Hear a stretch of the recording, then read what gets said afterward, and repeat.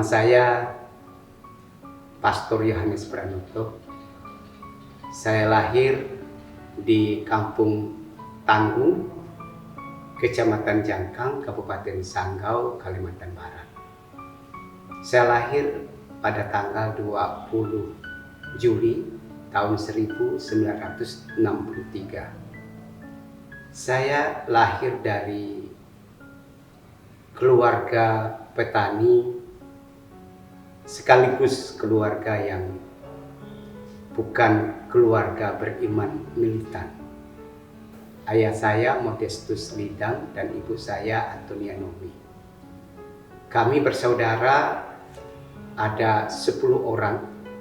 Pada kenyataannya 5 orang meninggal pada masa bayi, dan yang ada sekarang 5 orang. Kami juga seperti dibagi, yang meninggal 3 perempuan 2 laki-laki. Kami yang hidup sampai saat ini 3 perempuan 2 laki-laki. Salah satu laki-laki ya saya, yang nomor 2 dari yang hidup. Keluarga petani, keluarga yang cukup untuk makan minggu. Tapi keluarga kami tidak punya uang banyak itu beli itu dan ini. Hidup sederhana di sebuah desa tanggung. Demikian juga bicara masalah iman yang saya sampaikan tadi. Iman dari kedua orang tua saya, iman yang tidak militan. Karena kami ke gereja itu Natal dan Paskah. Pun kalau ada waktu kami ke gereja. Kalau tidak ada waktu karena sibuk membuat ladang, maka Natal dan Paskah pun kerap kali dilewati oleh kedua orang tua saya membawa kami anak-anaknya. Ternyata tidak mudah dan banyak peristiwa-peristiwa penting yang rasanya ikut membentuk panggilan iman saya. Yang pertama, saya merasa tertarik waktu mau jadi pastor. Waktu itu belum sekolah. Ketika diajak oleh orang tua saya mengikuti peran Ekaristi di pusat paroki di Kampung Jangkang, saya tertarik melihat para pelayan misa atau misdinar. Saya kagum dengan mereka. Saya tidak mengira bahwa para pelayan misa itu seperti saya, karena saya melihat mereka ketika sudah menggunakan pakaian misdinar. Setelah itu yang membuat saya tertarik menjadi pastor, saya melihat contoh teladan dari pastor paroki saya, Pastor Lazarus Kapusin. Dia kerap kali dipanggil oleh keluarga kami untuk merawat ibu saya yang kerap kali sakit. Dia datang naik sepeda ke rumah kami. Jarak dari pusat paroki ke rumah kami kurang lebih 4 kilo. Dia naik sepeda, dan setelah dia memeriksa mama saya, memberi obat, dia kembali. Yang luar biasa, kami tidak memberi apa-apa kepadanya, tapi dia tetap melayani dengan tulus. Namun rasa ketertarikan itu tidak didukung dengan kemampuan intelektual saya. Saya masuk SD, tamat SD masuk SMP. Setelah masuk SMP, masuki kelas 3, hampir tamat. Saya tetap ada keinginan untuk mau jadi pastor. Lalu suatu ketika pastor di paroki kami, misa di tempat kami, dan kembali ke pusat paroki, kami jalan kaki sama-sama. Saya bertanya dengan Pastor Leopold almarhum, "Pastor, apa syarat untuk jadi pastor?" Dia katakan, untuk jadi pastor bahasa Inggris, nilai bahasa Inggris harus 10. Nilai matematika harus 9. Nilai saya pada waktu itu jauh dari apa yang ia minta. Sehingga keinginan untuk jadi pastor hilang pada waktu itu, seperti dibawa banjir besar. Saya tidak pernah lagi memikirkan untuk masuk ke seminari untuk kelaknya menjadi pastor. Saya setelah tamat SMP di SMP Jangkang Benua, saya melanjutkan ke SMA Negeri 2 Sanggau. Kami tinggal di asrama dibina oleh Pastor Ewaldus Kapusin. Asrama itu ya hanya saja sekedar menampung kami. Namun saya ada relasi yang cukup baik dengan Pastor Ewald. Maka saya bertanya, "Pastor, apa syarat untuk jadi pastor?"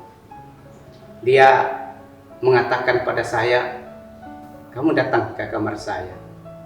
Kami konsultasilah tentang panggilan." Lalu suatu ketika dia berkata, "Nanti setelah tamat SMA kamu masuk Topang." Saya waktu itu berpikir untung rugi. Kalau saya masuk Topang, berarti saya terlambat 1 tahun dibandingkan dengan Pastor Meriko dan Pastor Heri. Itu teman satu kelas dari SD sampai SMP di Jangkang. Karena itu saya berkata, "Bagaimana Pastor kalau saya masuk Projo Sintang?" Ya, kalau begitu itu urusan kamu. Keluar dari kamar ini." Setelah itu saya tidak memikirkan mau jadi pastor lagi. Sampailah saya menamatkan SMA Negeri 2 Sanggau. Kebetulan abang sepupu saya Ambrosius ada di Sintang. Dan pada waktu itu ada sekolah tinggi di Sintang yang disingkat STIK. Lalu ada yang memberi plesetan dari singkatan STIK itu Sekolah Tinggi Ilmu Kurang. Saya sempat mengenyam pendidikan di sana kurang lebih 1 tahun. Dan pada saat di Sintang, saya mendengar berita bahwa teman seangkatan saya waktu SMP, kami sudah sama-sama tamat SLTA, masuk Topang Nyarungkung. Dan pada saat itu saya seperti dibakar hati saya, atau panggilan saya itu seperti dibakar. Saya tertarik untuk jadi pastor. Kebetulan di gereja katedral Sintang yang lama itu diumumkan pada waktu misa, diumumkan bahwa diberi kesempatan kepada pemuda-pemuda yang tamat SLTA untuk masuk seminari tinggi. Tidak mau ketinggalan, saya cepat-cepat mendatangi Pastor Rampai almarhum. Saya mendaftarkan diri untuk jadi pastor. Saya tidak tahu prosesnya bagaimana, yang penting mau jadi pastor. Pastor Rampai bertanya pada saya, "Kamu sudah izin dengan orang tua?" "Belum." "Kamu sudah izin dengan pastor paroki?" "Belum." "Kalau begitu 3 minggu lagi kamu datang ke sini." Saya tidak menulis surat lamaran pada waktu itu, tapi melalui pembicaraan itu saja. 3 minggu kemudian saya datang menemui Pastor Rampai. Saya tanya, "Pastor, bagaimana?" Karena dia berjanji minta izin dengan pastor kepala paroki saya di Jangkang. Dia mengatakan, bisa. Pastor setuju. Saya 80% yakin dia tidak menghubungi pastor kepala paroki saya, tetapi dia melihat keseriusan saya, apakah saya datang kembali atau tidak. Dengan demikian dia mengatakan, "Kamu diterima.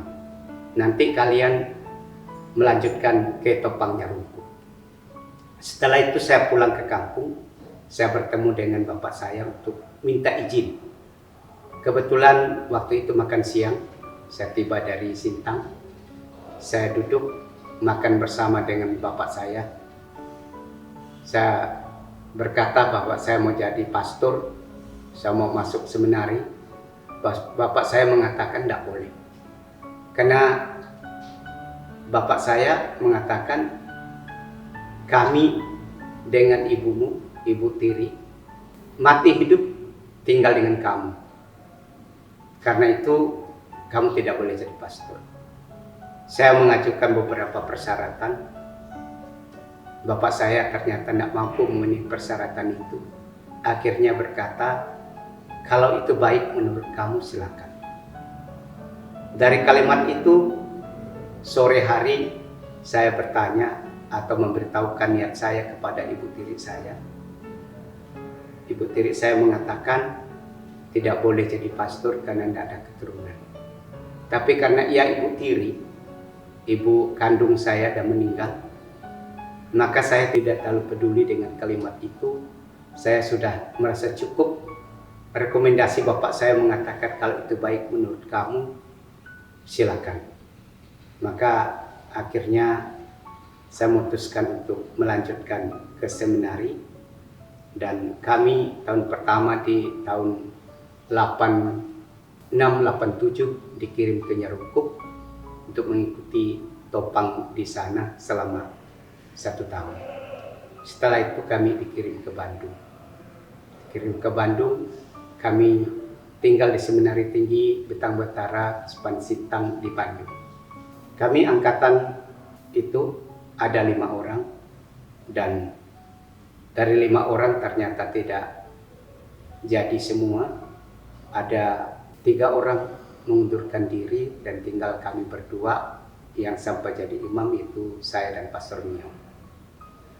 Selama di Seminari Tinggi ada banyak tantangan yang saya hadapi. Yang pertama, bagaimana saya berelasi, bersikap, bekerja sama dengan kakak tingkat yang kadangkala tidak mudah. Dan yang luar biasa, pada saat saya menyelesaikan tingkat 3, kami menjalani top. Saya ditugaskan top di Nangaela. Pada saat saya dikirim ke Nangaela atau diutus ke Nangaela, saya terlebih dahulu melewati paroki Nangapino. Dan pada saat saya mau berangkat, pastor kepala paroki Nangaela itu ada di Nangapino, dan saya buru-buru berangkat menuju Nangapino untuk bertemu dengan pastor kepala paroki Nangaela. Apa yang terjadi ketika saya tiba di Nangapino? Pastor paroki Nangapino, Pastor Agus Sudaryanto, mengatakan pastor paroki Nangaela tidak siap menerima saya. Namun Pastor Agus Sudaryanto berkata, kamu tanggung jawab saya, karena itu tenang-tenang saja kamu di sini, nanti saya cari tempat untuk kamu pastoral. Saya mengikuti apa yang disampaikan oleh Pastor Agus Sudaryanto. Lalu 2-3 kali Pastor Agus Sudaryanto menghubungi pastor-pastor paroki yang ada di wilayah Melawi. Pernah minta kesediaan pastor paroki Menukung, minta kesediaan pastor paroki Belimbing, dan juga pastor paroki Kota Baru Tanah Pinu. Dan mereka juga keberatan untuk menerima saya. Suatu hari pada saat masih mencari, Pastor Agus mencari tempat untuk saya pastoral, Pastor Carlo, pastor paroki Nangaela itu sakit gigi. Mau tak mau dia milir ke Nangapino, dia memeriksa giginya. Ketika dia masuk ruang tamu, ruang makan pastoran Nangapino, pastoran yang lama, dia masuk dan Pastor Gross berkata kepada saya, "Prater, itu pastor paroki yang mau ditempati oleh Prater untuk pastor." Saya berjabat tangan dengan Pastor Carlo Karyanto, dan pada saat itu tanpa dia bertanya, "Siapa namamu? Dari mana kamu? Atau apa yang hebat dalam diri kamu?" Dia langsung berkata, "Kamu bisa pastoral di paroki saya di Nangaela. Hanya saja kamu harus menunggu kurang lebih 1 minggu karena masih ada tamu. Kamar tidak cukup untuk Prater." Saya merasa bangga, saya merasa senang, meskipun saya juga cemas bagaimana nantinya ketika saya menjalani pastoral. Setelah saya berangkat menuju Paroki Nangaela, saya menjalani pastoral dengan tetap hati-hati karena mengingat sebelumnya saya tidak diterima oleh pastor Paroki Nangaela. Saya ingin supaya banyak turni ke kampung, tapi pastor paroki selalu mengatakan kamu cukup di pusat paroki, cukup tinggal di pastoral, lakukan apa yang bisa kamu kerjakan. Tidak usah kalau banyak turni nanti kamu sakit. Karena itu selama pastoral saya sebetulnya merasa kurang puas karena saya tidak banyak turni, saya tidak banyak keliling dari kampung ke kampung. Dan yang luar biasa dari peristiwa bersama dengan Pastor Carlo, pada saat perpisahan mengakhiri masa pastoral saya, Pastor Carlo pada saat saya mau meninggalkan pastoran memeluk saya, meneteskan air mata, menunjukkan dia merasa kehilangan saya. Yang luar biasa bagi saya karena dia orang Barat, orang Itali, tapi bisa merasa kehilangan seperti itu. Saya satu pihak bersyukur karena saya bisa melewati masa pastoral dengan baik. Di pihak lain saya juga sedih meninggalkan dia seorang diri di pastoral. Setelah itu kami kembali ke Bandung dan pada tahun 1993 kami para prater mengikuti seminar tentang hepatitis B. Di dalam seminar itu dikatakan bahwa orang yang mengidap hepatitis B usianya paling lama 25 tahun setelah mengidap hepatitis B. Itu terjadi pada tahun 1993. Pada tahun 1994 saya ternyata mengalami hepatitis B akut. Saya sampai dirawat di Rumah Sakit Santo Bromius Bandung. Bilirubin pada saat saya masuk rumah sakit 7, SGOT 1400, SGPT 1300. Setelah saya masuk rumah sakit, saya tidak boleh bangun. Semua aktivitas dilakukan di tempat tidur. Pada hari ke-9 saya di rumah sakit, Dokter Widastuti, dokter internis di Rumah Sakit Santo Bromius itu berkata pada saya, "Prater, saya tidak punya obat lagi yang bisa diberikan kepada Prater. Obat ada, tapi yang saya berikan pada Prater tidak ada efeknya untuk mengobati penyakit Prater." Dan pada saat itu ketika diperiksa lab, bilirubin saya 14. SGOT, SGPT memang menurun. Tetapi bilirubinnya, kadar kuningnya itu 14. Luar biasa. Namun saya juga melihat berkat dan rahmat dari Tuhan bekerja melalui Dokter Widastuti.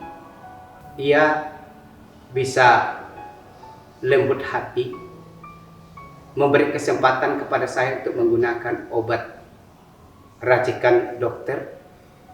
Dan semua orang tahu di rumah sakit itu bahwa Dokter Widastuti itu dokter yang keras. Tidak mau mendengar orang menggunakan obat-obat lain selain obat dari rumah sakit yang diberikan oleh dokter. Tapi pada kesempatan itu dia menanyakan saya apakah saya mau menggunakan obat racikan Dokter Tan Jing Hong atau tidak. Saya mengatakan mau. Dan banyak orang yang memberi informasi untuk menggunakan obat Dokter Tan Jing Hong. Tapi saya tidak punya kemampuan. Suster-suster Carolus Bromius juga, suster CB itu juga tidak punya kemampuan, tidak punya keberanian untuk menyampaikan kepada dokter Widastuti untuk menggunakan obat dari dokter Tanjing Ho. Puji Tuhan, setelah diperiksa bilirubin, SGOT, SGPT, gamma GT, hasil lab dibawa kepada dokter Tanjing Ho pada malam hari. Dan perlu saya sampaikan juga, pada saat itu saya sudah tidak mau makan, tidak mau makan buah juga tidak mau, semuanya masam. Kalau tidak diberi makan saya lebih senang, dan di kepala saya hanya berpikir bahwa saya akan meninggal. Setelah mendapat obat dari dokter Tanjing Ho yang dibawa oleh Pastor Miao dan Pak Ahen, pada waktu itu sama-sama kami satu angkatan, mereka berdua yang menolong saya mencari obat ke dokter Tanjing Ho. Malam hari dibawa, lalu langsung saya minum. Pagi hari saya mulai mau makan, dan itulah yang akhirnya membuat saya seperti ini. Dan perlu diketahui, saya opname di Rumah Sakit Santo Borromeus itu selama 38 hari. Setelah itu saya harus cuti 6 bulan, dan dengan demikian saya tidak bisa mengikuti perkuliahan. Saya terlambat 6 bulan dari Pastor Mio. Ini peristiwa yang luar biasa menurut saya. Peristiwa yang kedua, pada tahun 2015 bulan Desember, tepatnya tanggal 17 Desember 2015, saya check up di Kuching di Rumah Sakit Timberland. Pada saat itu saya diperiksa dengan USG. Lalu hasil USG itu dinyatakan bahwa ada bintik-bintik hitam di hati saya. Maka dokter Liu, dokter yang menangani saya, berkata pada saya pada saat itu, pada tanggal 17 Desember itu, berkata bahwa bintik-bintik hitam itu harus diangkat. Cepat lebih baik. Lalu saya berkata kepada dokter, dokter, saya ini pastor, saya punya pimpinan uskup, saya perlu minta izin dengan uskup, memberitahukan dengan uskup. Setelah itu saya juga tidak punya uang pada saat ini. Lalu dokter Liu mengatakan bahwa kalau begitu Bapak perlu ketemu dengan dokter bedah dulu untuk mendapat informasi serta kira-kira biaya untuk operasi berapa. Lalu ketemu dengan dokter yang ahli operasi hati. Dia mengatakan bagaimana kalau dioperasi, bahwa saya akan melakukan operasi besar dari dada saya sampai ke perut akan dibelah, dan semua yang ada di rongga perut itu kemungkinan diangkat keluar. Lalu dia juga berkata berapa persen hati yang akan diambil itu tergantung dengan bintik-bintik yang ada di hati itu. Dia memberitahukan bahwa hati itu boleh diangkat, boleh diambil, boleh dipotong sampai 60%. Yang tinggal 40%. Tapi itu kalau tidak semuanya kena bintik-bintik hitam atau ada masalah di sana. Akhirnya kami berjanji bahwa akan menjalani operasi tanggal 4 Januari 2016. Karena itu saya harus berangkat ke Kuching tanggal 3 Januari 2016. Setelah saya pulang dari Kuching, saya tidak bisa tidur. Setiap malam hanya 2 jam. Itu pun kalau ada. Karena tidak bisa tidur, stres, maka badan saya semakin kurus. Saya bertemu dengan Dokter Wahyu. Dokter Wahyu mengatakan pada saya mana hasilnya dari kucing. Dia melihat, lalu saya mengatakan bahwa saya tidak makan garam. Dokter Wahyu mengatakan, pastor perlu makan garam sedikit. Dan itu cukup membantu rasanya. Dokter Natalia berkata pada saya, pastor kita USG lagi untuk memastikan, untuk pembanding. Pada tanggal 23 Desember 2015 saya menjalani USG, waktu saya menghampiri ruangan Dokter Natalia, saya ketemu dengan Dokter Sampreno di Rumah Sakit Umum Sintang. Dokter bertanya, saya menceritakan, lalu dokter mengantar saya ke ruangan Dokter Natalia. Ketika USG, lalu Dokter Natalia membaca hasil USG, mengatakan hasilnya itu sama dengan yang di Kucing. Membuat saya semakin stres bahwa apa yang dikatakan oleh dokter Kucing itu benar. Pada malam Natal tahun 2015, saya memimpin misa di Balai Kenyalang.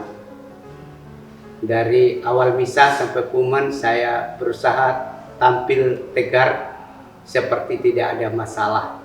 Padahal hati saya penuh dengan gejolak, rasa takut, rasa cemas, rasa tidak berdaya. Dan pada saat pengumuman, saya menyampaikan kepada umat bahwa saya minta doa dari umat yang hadir pada misa Natal itu. Saya perkirakan ada ribuan orang karena satu kali misa.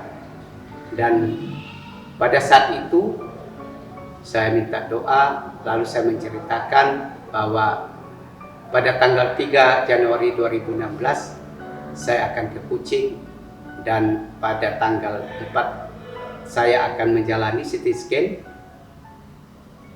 dan itu terjadi tanggal 3 Januari 2016. Saya ke Kucing ditemani oleh Pastor Miao, sahabat saya, dan juga keponakan saya Resti, yang menurut rencana kami mereka berdua yang akan menemani selama saya menjalani operasi di Kucing. Tanggal 4 saya menjalani CT scan seperti yang dianjurkan, yang diminta oleh Dr. Liu.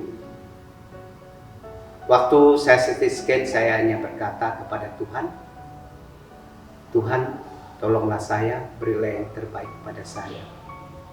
Pada jam 4 sore, kami datang ke Dr. Liu, menemui dokter untuk mengetahui hasil dari CT scan. Ketika nama saya dipanggil, saya masuk ke ruangan, disusul oleh Pastor Miao, dan disusul lagi oleh keponakan saya Resti. Pada saat saya berdiri di hadapan Dr. Liu, dokter bertanya pada saya, apa kabar? Saya nggak bisa menjawab, karena saya sadar bahwa saya akan menjalani operasi. Dr. Liu mengulangi kembali, apa kabar? Saya menjawab baik. Lalu Dr. Liu berkata lagi, memang baik, hasilnya tidak ditemukan ada bintik-bintik hitam di hati Bapak, dan dengan demikian Bapak tidak perlu operasi. Lalu Dr. Liu berkata, nanti saya akan telepon dokter bedah mengatakan bahwa operasi dibatalkan. Dan pada saat itu kalimat yang muncul di bibir saya, Tuhan memberi hidup kepada saya, pasti punya rencana, pasti Ia mau memberi saya banyak waktu untuk melayani, untuk memberi diri kepada orang lain. Dan itu saya sadari sungguh-sungguh bahwa ya pasti itu rencana Tuhan, bukan rencana saya. Dan karena itu setelah dokter mengatakan tidak perlu operasi, tidak muncul kata terima kasih Tuhan, tetapi saya menyadari Tuhan menggunakan saya untuk menyalurkan rahmat-Nya. Dan setelah pulang dari Kucing sampai ke Sintang, memang saya berusaha untuk melaksanakan apa yang dikatakan oleh saya pada saat mendapatkan hasil dari rumah sakit itu. Saya dipercayakan oleh uskup untuk menjadi ekonom Sepan Sintang, dan selain ekonom saya juga diminta untuk mengurus harta benda Kesupan Sintang, terlebih tanah-tanah yang belum jelas surat menyuratnya, saya urus. Meskipun kadang-kala capek, tapi saya ingat janji saya pada saat dokter mengatakan hasil dari CT scan yang saya jalani di Kucing membuat saya tetap semangat, membuat saya tetap gembira. Dan hal yang berikutnya yang membuat saya juga melayani dengan sungguh-sungguh, saya teringat ketika waktu tabisan, abang ipar saya, Lonsen, yang mewakili keluarga kami untuk menyerahkan kepada uskup. Mereka menyerahkan saya untuk Kesupan Sintang, karena itu saya melayani rasanya dengan sungguh-sungguh. Meskipun saya bukan asli orang Sintang, tetapi hati saya 8 atau 98% untuk Sintang. Jadi saya rasanya tidak setengah-setengah. Demikian juga untuk melayani, apa yang bisa saya layani dengan sungguh-sungguh. Ini mengenai apa yang melatar belakangi panggilan saya dan pelayanan saya. Saya minta maaf kepada umat yang pernah saya layani, karena saya ternyata belum bisa menjadi pastor yang baik. Banyak kali mengecewakan kalian dengan tutur kata saya, tingkah laku saya, mungkin kesopanan saya.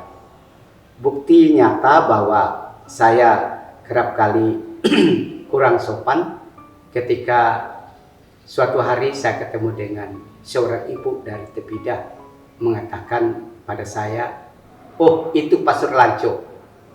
Bapak Ibu boleh tanya dengan orang Tepidah apa arti kata Lanco itu.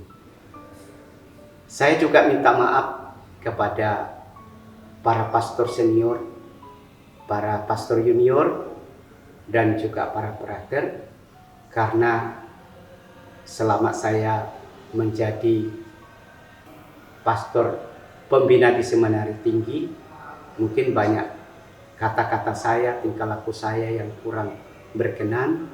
Demikian juga ketika saya menjadi ekonom, mungkin terlalu terasa keras, mungkin kadang-kala juga menyinggung perasaan para pastor dan juga para brother. Saya minta maaf. Saya juga minta maaf dengan Bapak Uskup, belum bisa melayani dengan sungguh-sungguh sebagaimana yang Bapak Uskup harapkan. Banyak kelemahan, banyak kekurangan, dan mungkin kadang-kala juga merepotkan Bapak Uskup.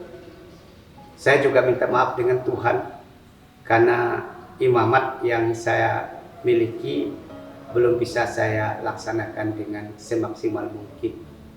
Tapi saya percaya Tuhan menerangi akal budi saya untuk bisa menjalankan hari-hari ke depan dengan baik, dengan penuh pelayanan. Saya juga minta maaf dengan siapa saja yang pernah saya jumpai, karena pelayanan saya kadangkala mungkin terasa keras. Moto tabisan imamat saya, Allah adalah kasih, itu berangkat dari pengalaman ketika saya sakit, bahwa saya mengalami kasih dari Allah melalui orang-orang yang menolong saya, membesuk saya, dan juga mencari obat untuk saya. Karena itu saya memilih moto tabisan saya, Allah adalah kasih. 25 tahun imamat atau pesta perak ini bagi saya satu rahmat dari Tuhan, bahwa ketika saya mengikuti simposium tentang hepatitis B, dikatakan orang yang mengidap hepatitis B usianya paling tinggi 25 tahun lagi. Sedangkan yang terjadi pada saya dari tahun 1993 sampai saat ini, rasanya lebih dari 25 tahun.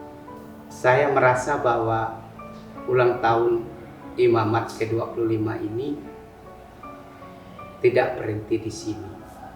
Imamat harus diperjuangkan, meskipun tidak lepas dari rasa jenuh, capek, mungkin juga usia.